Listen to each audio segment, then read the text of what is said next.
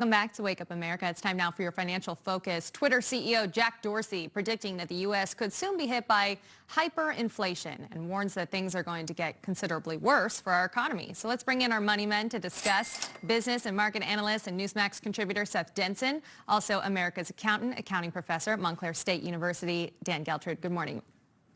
Morning, Rachel. Morning, Rachel. Seth, so in that recent tweet, Dorsey gave a bit of a grim warning. Let's take a closer look at it right now. It says hyperinflation is going to change everything. It's happening. So, Seth, for people at home, what does he mean by hyperinflation? Well, I don't know what Jack Dorsey means, but let's be very clear. The United States has never gone through a period of hyperinflation. The closest we ever got was after the post-Civil War. I don't think anybody remembers that period, and that was in the Deep South. So, listen, hyperinflation is effectively when you have an increase in money supply. It's not supported by effectively any GDP growth whatsoever. So we didn't see this in the Depression. We didn't see this in 2009. And so I don't know where Jack Dorsey is going with this. Certainly inflation is a problem, but I think that he's trying to poke the bear a little bit, and maybe if it bleeds, it leads, and see if he can't get some hashtags going. If it bleeds, it leads at the top of your Twitter feed, right? Well, just last week, Federal Reserve Chairman Jerome Powell acknowledging that the inflation pressures are, quote, likely to last longer than previously expected, saying they could run well into next year. So, Dan, what are your thoughts in regards to Dorsey's warning? Well, to begin with, as far as Jay Powell goes, we could thank him for pointing out the obvious. I think every American is feeling the pinch of what's going on related to inflation.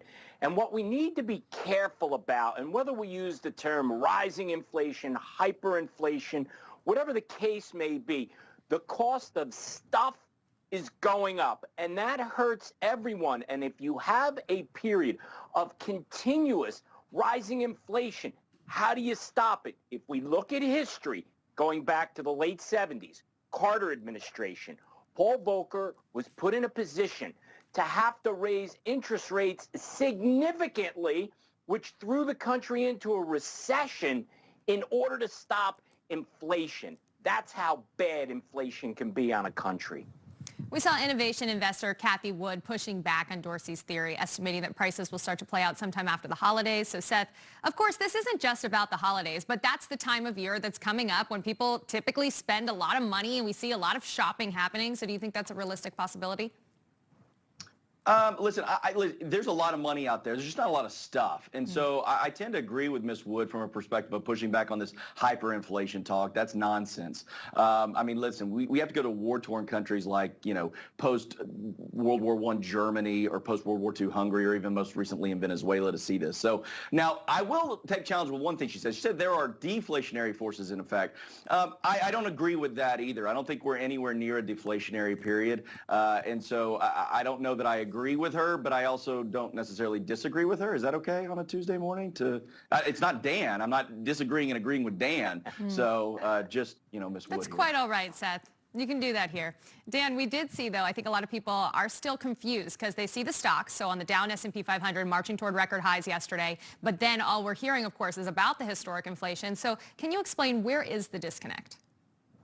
Sure. Actually, there isn't a disconnect here. What people are realizing is in order to keep up with inflation, meaning the money you have, the savings you have, as inflation is going up by 5% and you're only getting 2% on your money, what does that mean? It means you're losing money every day. So the only place, relatively speaking, that people can keep up or exceed the rate of inflation is to go into the stock market. So what's happening is money continues to go into the market. People are buyers. And what that's doing is it continues to push the market higher and higher. And that's why inflation can cause people to ultimately invest more in the stock market. Now, ultimately, if interest rates go up, we will see a big reversal in what's going on in the stock market because people will be able to put their money in safer investments